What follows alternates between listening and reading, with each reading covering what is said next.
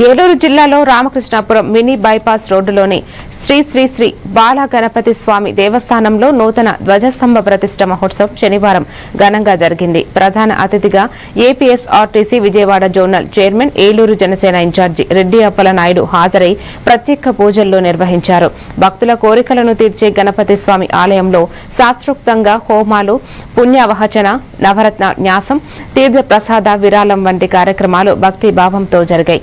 ఈ కార్యక్రమంలో బ్రహ్మశ్రీ తూములూరి విశ్వనాథ శాస్త్రి గారి పర్యవేక్షణలో పండుగ వాతావరణంలో జరిగింది.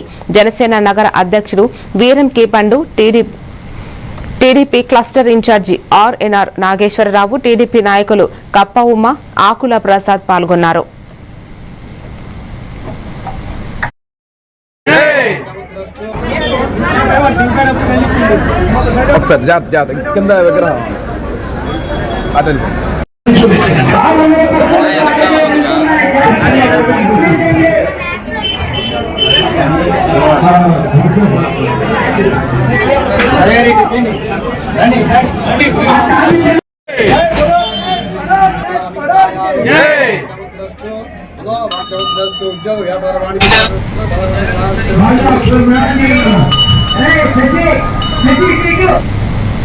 పరీక్షల సమయం ఇంకా 20 రోజులు ఉండటంతో